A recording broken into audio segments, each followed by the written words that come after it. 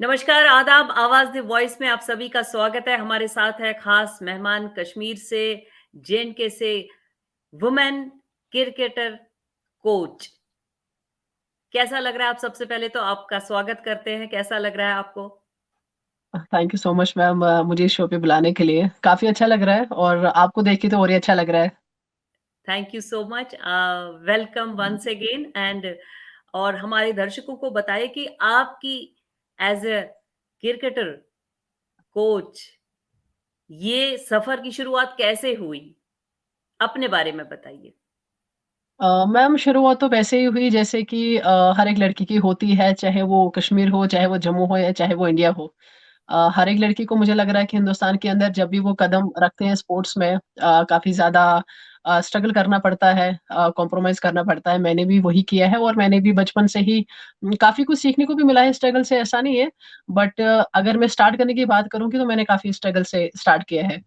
तो मेरे लिए ये ईज़ी नहीं था। सुमैया आप श्रीनगर के पुलवामा शुपेन से ताल्लुक़ रखती हैं, वहाँ की लड़की हैं और यहाँ तक पहुँची हैं। मैं दोबारा इस सफ़र की शुरुआत की बात करूँगी कि आपने कहा कि आपको काफ़ी स्ट्रगल करना पड़ा और ये तो एक मतलब एक ऐसी बात है कि एक woman, Pioneer woman of Kashmir, उस हिसाब से आपको कैसा लग रहा है?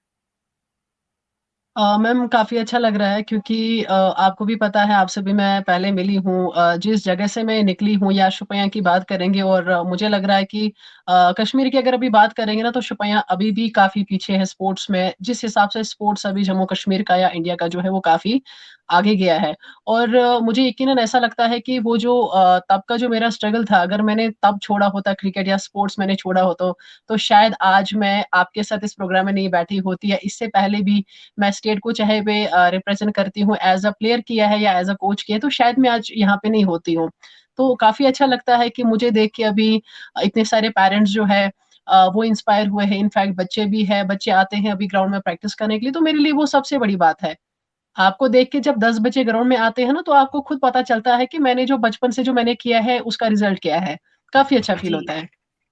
तो देखिए कश्मीर की बात कर रहे हैं हम, आप कितने साल पहले आईं और क्रिकेट ही आपने ये स्पोर्ट्स चुना और आगे बढ़ी, स्ट्रगल किया, तो उस बारे में बताइए, उस जर्नी के बारे में बताइए, ये क्यों चुना आपने?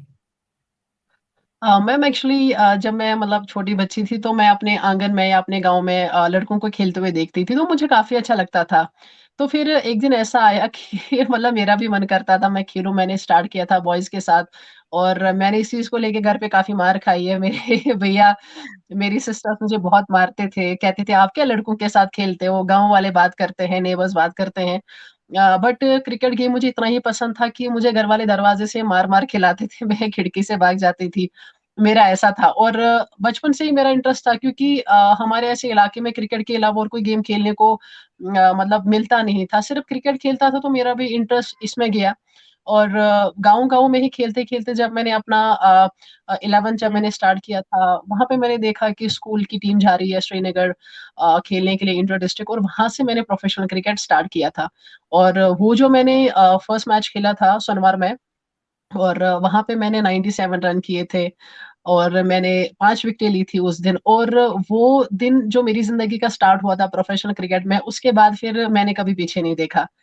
क्योंकि पलट के नहीं कोचेज़ का देखा। भी कभी भी पलट के नहीं देखा क्योंकि बचपन से ही पैशनेट थी मैं क्रिकेट के लिए, लेकिन प्रोफ़ेशनल क्रिकेट तब तक मैंने खेला नहीं था, सिर्फ़ गाँव में खेला था। और उस दिन जब ओके। श्रीनगर में जब वो मैच खेला था स्कूल की तरफ से था, उसके बाद फिर मैंने मुड़ के कभी वापस नहीं देखा। जो भी था मेरी लाइफ़ में सब क्रिकेट ही था, सब मेरे मतलब फैमिली थे, अगर फैमिली के अलावा और कुछ था वो था क्रिकेट, और कुछ भी नहीं था। तो उसके बाद फैमिली ने क्या बोला आपके पैशन को देखकर? मैम फैमिली तो आपको पता ही है कश्मीर में तब कैसे हालात थे, जो मैं बात कर रही हूँ ये 2007 और 8 की बात है और तब तो लड़कियाँ शायद बाहर भी नहीं निकलती स्पोर्ट्स खेलने के लिए जब मैंने स्टार्ट किया था और काफ़ी बार पेरेंट्स ने भी मना किया है, काफ़ी बार डिस्ट्रिक्ट लेवल या लोकल लेवल के मैचेस भी मेरे मिस हुए हैं क्योंकि उतना सपोर्ट नहीं मिलता था। ऐसा नहीं था कि घर वाले नहीं चाहते थे मैं खेलूँ बट जो सोसाइटी जो थी मतलब काफ़ी बार ऐसे इंटरप्ट किया था, मेरे पेरेंट्स को गलत चीज़ें सुनाते थे, मुझे सुनाते थे जिसकी वज़ह से जी। कभी-कभी मैंने मतलब डिस्ट्रिक्ट लेवल का क्रिकेट भी छोड़ा हुआ था। बट पैशन ही ऐसा था कि फिर घरवालों के पास और कोई ऑप्शन भी नहीं था कि वो मना करे, क्योंकि मैंने क्लियरली बोला था मैं पढ़ूंगी नहीं, अगर आप लोग क्रिकेट नहीं खेलने दोगे तो मैं पढ़ूंगी नहीं। इनफैक्ट मैंने 12th में 1 साल ड्रॉप भी किया है। ड्रॉप करने के किस बाद मैंने वजह उनको से? बोला अगर आप क्रिकेट, क्योंकि उन्होंने बोला था आपको क्रिकेट नहीं खेलना है और मुझे क्रिकेट के अलावा किसी और में इंटरेस्ट नहीं था। मैंने कहा अगर क्रिकेट नहीं तो पढ़ाई भी नहीं, मतलब वो जस्ट एक पैशन, पागलपन सा था क्रिकेट के लिए। और जी, जी। मैंने 12th का जब, हाँ मैंने वो ड्रॉप किया तो उसके बाद मेरे घर वालों को लगा तो फिर लड़की ना तो इधर की रहेगी ना इधर की। फिर उन्होंने बोला ठीक है अगर आपको क्रिकेट में जाना है फिर आपको पढ़ाई में भी बराबर करना है। तो अल्हम्दुलिल्लाह आज पीएचडी भी कर रही हूँ और स्टेट लेवल पे कोचिंग भी दे रही हूँ। तो अल्हम्दुलिल्लाह जो भी है पेरेंट्स और मेरे कोचेस की वजह से। तो आपके मन में ये कभी नहीं आया मैं लड़की हूँ या इस हिसाब से लड़कों के साथ खेल रही हूँ और आगे आई, आगे बढ़ी, आपने बहुत स्ट्रगल किया। सबसे पहले तो अपनी फैमिली से ही लड़ी, वो सोच को बदला आपने। तो बिल्कुल। अब इस वक़्त आप बोथ बॉयज़ एंड गर्ल्स अपने स्टूडेंट्स को एज़ अ कोच क्रिकेट सिखा रही हैं, तो कैसा लग रहा है? मैम देखिए, स्पोर्ट्स में जहां तक बात करेंगे ठीक है, मैं लड़की हूँ, मुझे लड़कों के साथ रहना है, उठना बैठना है, या मेल कोचेस के अंडर भी मैंने सीखा है। सबसे इम्पोर्टेंट ये होता है कि जब आप फील्ड में जाते हो, स्पोर्ट्स के फील्ड में जाते हो ना, जो सबसे इम्पोर्टेंट चीज है एक लड़कियों के लिए, हमें अपने माँ बाप की इज्जत का ख्याल रखना है। मैंने हमेशा वो माँ बाप की इज्जत का ख्याल रखा है, और तभी मैं शायद मैंने 17 से 18 ईयर्स अभी तक मैं स्पोर्ट्स में हूँ, और अल्लाह का शुक्र है कि अभी तक घर वालों को कोई शिकायत नहीं हुई है ना। तो वो अलग चीज है। ठीक है, जेंडर जो भी डिफरेंस है वो अलग चीज है, लेकिन जब मैं ग्राउंड जाती हूँ, जब मैं एज अ प्लेयर भी थी, मेरे दिमाग में कभी यही नहीं आता था कि अब मैं लड़की हूँ अब क्या होगा, क्योंकि मुझे अपने गेम से मतलब होता था, मुझे जेंडर से मतलब नहीं था कि मैं फीमेल हूँ वो मेल है, बिल्कुल, मुझे उस बिल्कुल, चीज से कोई बिल्कुल, मतलब नहीं था। मुझे मतलब बिल्कुल उस सिर्फ होता था अपनी गेम से। और हुँ, अभी हुँ। भी एज अ कोच भी मैं अपने बच्चों को भी यही समझाती हूँ, गर्ल्स जो मेरे पास प्रैक्टिस के लिए आती है, मैं उनको यही समझाती हूँ लड़कों को हमेशा कि आप इनको एज अ सिस्टर्स ट्रीट करो, एज अ फ्रेंड्स ट्रीट करो, लेकिन आपने हमेशा इनकी रिस्पेक्ट करनी है और इनका सपोर्ट बनना है। और वही मैं आज करती हूँ जो मेरे मेल और फीमेल कोचेस ने मेरे साथ किया है, ताकि मैं इस लेवल पे पहुंची, और मैं कोशिश करती हूँ उनकी बराबरी मैं शायद नहीं कर सकती कभी भी मेरे कोचेस की, मेरे सीनियर्स की, लेकिन फिर भी कोशिश करती हूँ कि बेटर फैसिलिटी प्रोवाइड करूँ, बेटर कोचिंग जो है वो प्रोवाइड करो अपने बच्चों को।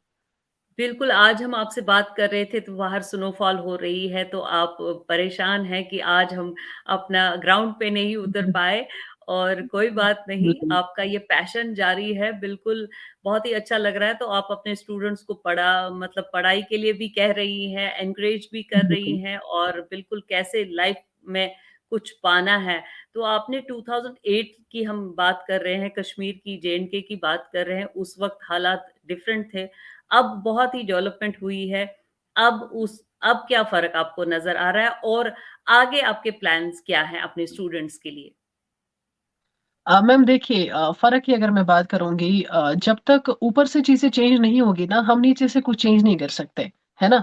मान लीजिए अगर मैं चाहूँ कि मैं बच्चों को इंटरनेशनल लेवल पे खिलाऊं, लेकिन जब तक मुझे ऊपर लेवल तक मींस एडमिनिस्ट्रेशन लेवल से जब सपोर्ट नहीं मिलेगा, उनकी ओर से वो इंफ्रास्ट्रक्चर नहीं मिलेगा, वो सपोर्ट कोचेस को या बच्चों को नहीं मिलेगा, तो मेरा कुछ भी करना बेकार है, पहली चीज।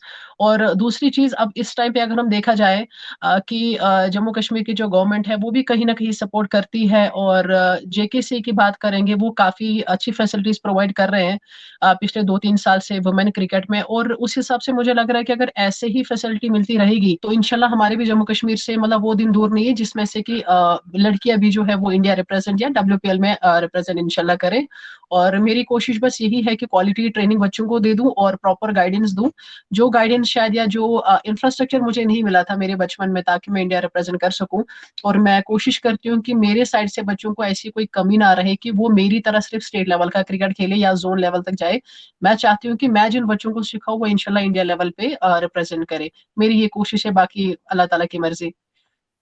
तो सुमैया फ्रॉम पुलवामा, शुपियन, आपका ये ख्वाब है कि आप भारत के लिए क्या करना चाहती हैं अपने स्टूडेंट्स को लेकर के?